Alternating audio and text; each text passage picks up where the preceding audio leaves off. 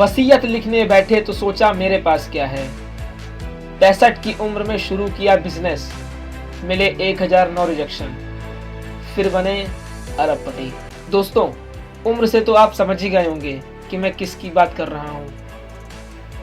जी हाँ, मैं बात कर रहा हूँ केएफसी के ओनर कर्नल हार्लैंड सैंडर्स की। दोस्तों, इनका जन्म हुआ था 1890 में, अमेरिका के हेनरी विले में हुआ था।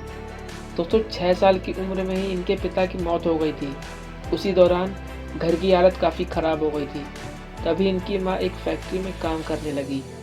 तब सैंडर्स अपने छोटे भाई बहन की देखभाल करने लगे।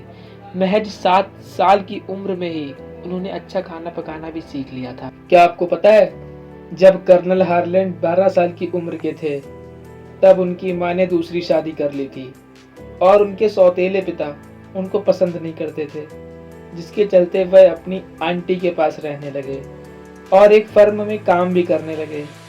सैंडर्स उस वक्त 7वीं कक्षा में पढ़ते थे दोस्तों, और उन्होंने 7वीं में ही पढ़ाई अपनी छोड़ दी थी। इसके बाद वह तमाम तरह के काम करते रहे। सेना में भी भर्ती हुए, लेकिन वहाँ से भी निकाल दिए गए। कुछ वक्त रेलवे में भी काम किया। करीब 19 साल की उम्र में उन्होंने शादी भी कर ली थी दोस्तों। रेलवे में काम करते हुए कुछ विवाद के चलते उन्होंने रेलवे की नौकरी भी छोड़ दी थी, जिसके बाद उनकी पत्नी भी बच्चों को लेकर उनसे अलग हो गई। अपने जीवन में उन्होंने और भी तमाम छोटे मोटे काम किए। कभी इंश्योरेंस बेचा तो कभी क्रेडिट कार्ड बेचे, यहाँ तक कि टायर बेचने, लैब बनाने और नाव चलाने जैसे कामों में भी उन्होंने हाथ आजमाया। दोस्तों, सेना की वजह से नहीं, चिकन की वजह से बने थे कर्नल। सैंडर्स की जिंदगी 1930 में पहली बार पटरी पर आती दिखी, जब उन्होंने केंटकी के कॉर्बिन में एक गैस स्टेशन खरीदा। बहुत से यात्रियों ने उनसे कहा कि वह एक रेस्टोरेंट भी खोल लें। चिकन के लिए उनका प्यार तो बचपन से ही था दोस्तों।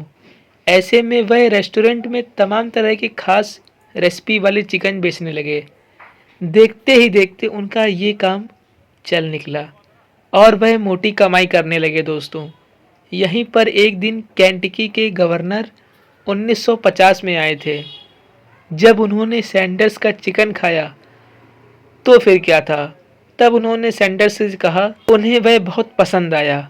फिर क्या था दोस्तों, उन्होंने हार्लैंड सैंडर्स को कर्नल की उपाधि दे दी और तभी से उन्हें कर्नल सैंडर्स के नाम से जाना जाता है।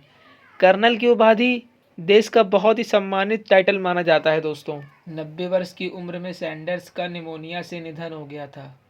उस समय 48 देशों में लगभग 6000 केएफसी की फ्रेंचाइजी थी दोस्तों।